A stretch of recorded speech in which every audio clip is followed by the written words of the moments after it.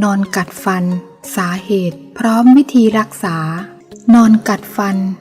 สาเหตุของการนอนกัดฟันพร้อมวิธีการรักษา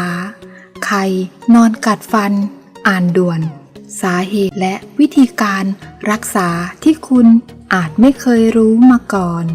การนอนกัดฟันมีสาเหตุมาจาก 1. สภาพฟันเกิดจากการสบฟันไม่ดีวัสดุอุดฟันไม่พอดีการเรียงตัวของฟันที่ผิดปกติฟันซ้อนเกยการใส่ฟันที่ไม่ถูกต้องทำให้ฟันบางซี่สูงกว่าปกติและสะดุดเวลาบดเคี้ยวอาหารหรือคนไข้ที่สูญเสียฟันแท้แล้วไม่ได้ใส่ฟันปลอมทดแทนทำให้การสบฟันเปลี่ยนไปและกระตุ้นให้ร่างกายพยายามปรับความไม่สม่ำเสมอนั้นลงโดยการกัดขบส่วนที่ไม่เสมอกันนั้นทำให้ช่วงเวลานอนมีการกัดเน้นฟันตลอดเวลา 2. สภาพจิตใจความเร่งรีบในการทำงานหรือการเรียนทำให้หลายคนเครียดจนทำให้นอนกัดฟันในเวลานอนได้ผลเสียการนอนกัดฟันทำให้รู้สึกเจ็บปวดบริเวณข้อต่อขากรรไกรหรือรู้สึกเจ็บปวดเวลาบดเคี้ยวอาหารฟันสึกในบางคนอาจจะมีอาการฟันสึกถึงชั้นเนื้อฟันทำให้เห็นเนื้อฟันสีเหลืองเข้มและเสียวฟันเวลาดื่มน้ำร้อนน้ำเย็น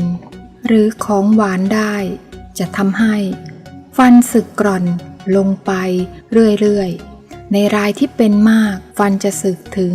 โพรงประสาทฟันทำให้เสียวฟันปวดฟันจนต้องรักษารากฟันหรือครอบฟันไปในที่สุดการรักษา 1. ผู้ป่วยควรลดความเครียดหรือความกังวลด้วยการทำจิตใจให้สบายโดยการนั่งสมาธิหรือเล่นกีฬาเพื่อให้นอนหลับสบายและหลับสนิท 2. ใส่เฟือกฟันที่เป็นอะคริลิกใสแข็งใส่ในฟันบนหรือฟันล่างโดยใส่เฉพาะเวลานอนตอนกลางคืนเท่านั้นและอาจปรึกษาทันตแพทย์เพื่อการกรอปรับลักษณะศพฟันหรือจัดฟันให้อยู่ในสภาวะปกติหรืออาจถอนฟันซีกที่ไม่มีคู่ศพเพื่อป้องกันการเกิดโรคนี้วิธีนี้ผู้ป่วยต้องไปพบทันตแพทย์ด้วยตนเองเพื่อพิมพ์แบบฟันในการทำเฟือกฟันเฉพาะบุคคล 3. รับประทานหรือฉีดยาเพื่อลดการทำงาน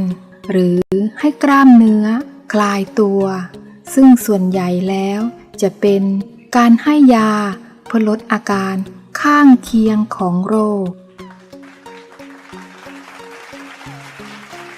ส่งต่อแชร์ให้กับเพื่อนๆคนที่รักและห่วงใยด้วยนะคะเพราะความสุขที่ยิ่งใหญ่คือการให้